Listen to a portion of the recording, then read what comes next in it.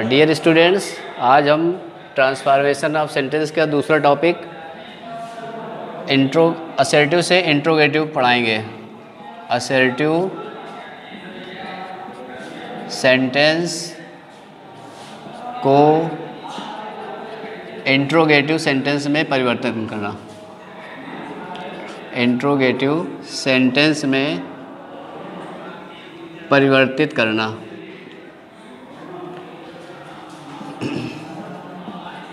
परिवर्तित करना। पहला नियम तो बेसिक नियम है कि पहले तो हम जो हेल्पिंग वर्ब है,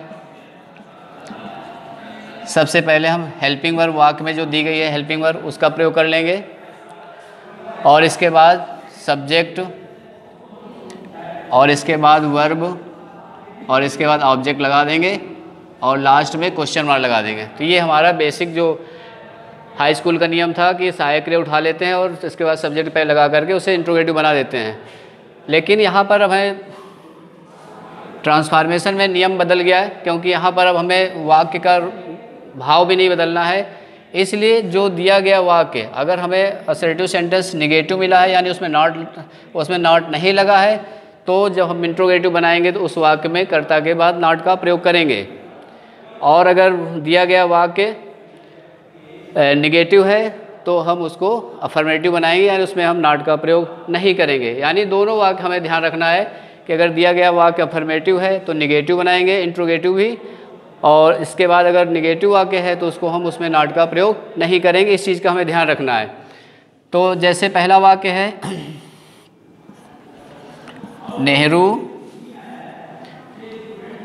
नेहरू वाज ऑनर्ड एवरीवेयर। जैसे ये वाक्य है, नेहरू वाज ऑनर्ड एवरीवेयर। अब इसको हमें इंट्रोगेटिव बनाना है। तो ये जो हेल्पिंग वर्ब है हम पहले उठा लेंगे, वाज नेहरू। अब इसके बाद देखेंगे इस वाक्य में नॉट का प्रयोग नहीं, यानी कि अफर्मेटिव सेंटेंस है, तो यहाँ पर वाज नेहरू नॉट लगा देंगे, not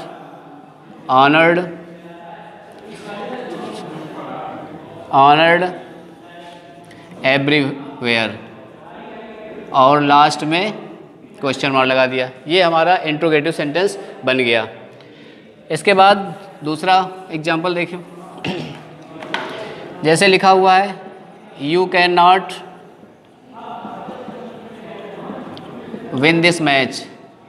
you can not win this match. अब जैसे ये वाक्य है, अब इसको हमें बनाना है इंट्रोगेटिव, तो सबसे पहले सहायक क्रिया उठा लिया, कैन, फिर सब्जेक्ट आ गया। अब यहाँ पर देख रहे हैं कि नॉट लगा हुआ है, तो हम यहाँ पर नॉट का प्रयोग नहीं करेंगे, सीधा win this match. Win this match, ये हमारा इंट्रोगेटिव सेंटेंस बन गया। अब ये तो हो गया सहायक क्रिया का प्रयोग पहले करने पर। लेकिन मान लो अगर वाक्य में सहायक क्रिया नहीं दी गई है, बहुत सारे बच्चे हैं जो बदल लेते हैं, लेकिन कुछ सारे बच्चे हैं जिनको समझ में नहीं आता है। तो जब सहायक क्रिया नहीं दी गई तो हम वर्ब देखेंगे, वर्ब का रूप देखेंगे, वर्ब का प्रकार देखेंगे, वर्ब के टेंस के अनुसार उसकी सहायक क्रिया हम ढूंढ लेंगे।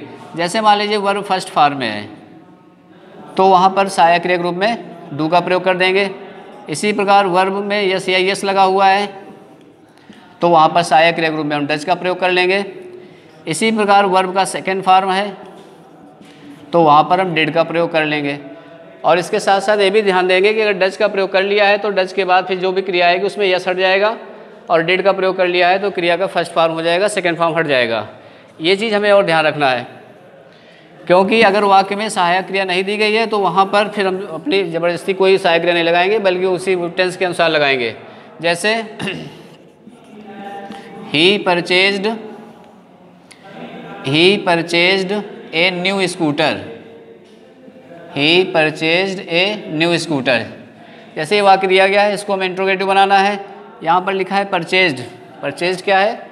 क्रिया का सेकंड फॉर्म, तो यहाँ पर हम डिड का प्रयोग कर देंगे। इसके बाद कर्ता ले आए और यहाँ पर नॉट नहीं है, इसलिए हम इसको नॉट लगा देंगे, और फिर से फर्स्ट फॉर्म क्रिया का purchase a new book.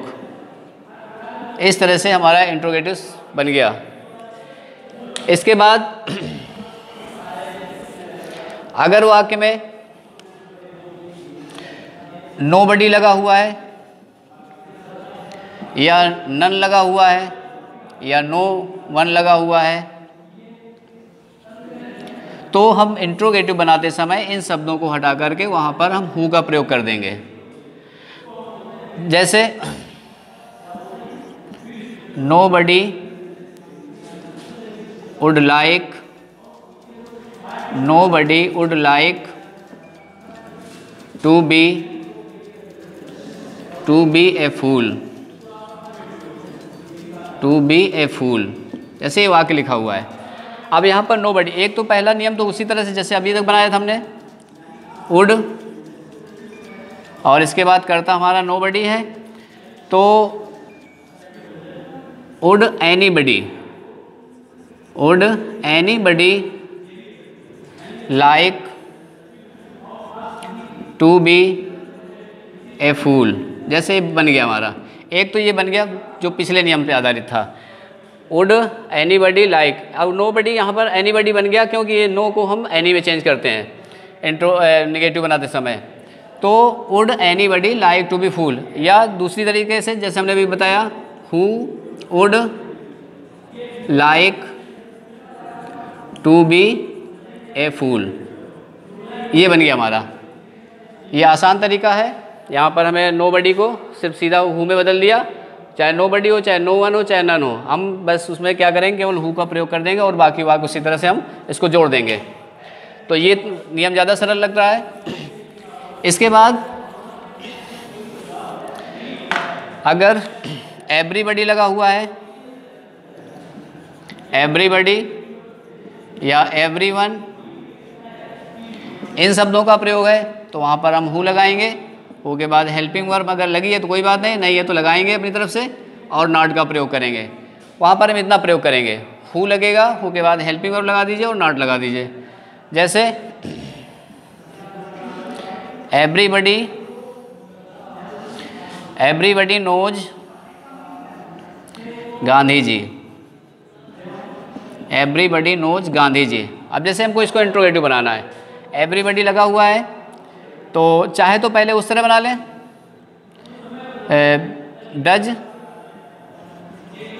Does और इसके बाद नोबडी नोज गांधी जी।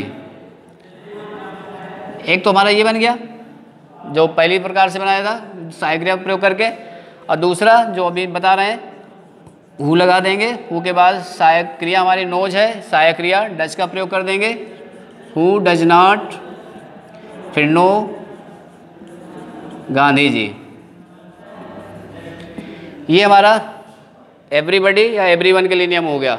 इन नियमों को हमें ध्यान रखना है कि नोबडी और एवरीबडी में क्रॉस ना हो, कि मतलब नोबडी में नोबडी आया तो वहाँ पर हु प्लस सहायक क्रिया नॉट लगा दें, या एवरीबडी आया तो वहाँ पर हु लगा दें, वो गलत हो जाएगा। इससे हमें दोनों शब्दों का अलग अलग प्रयोग करना है।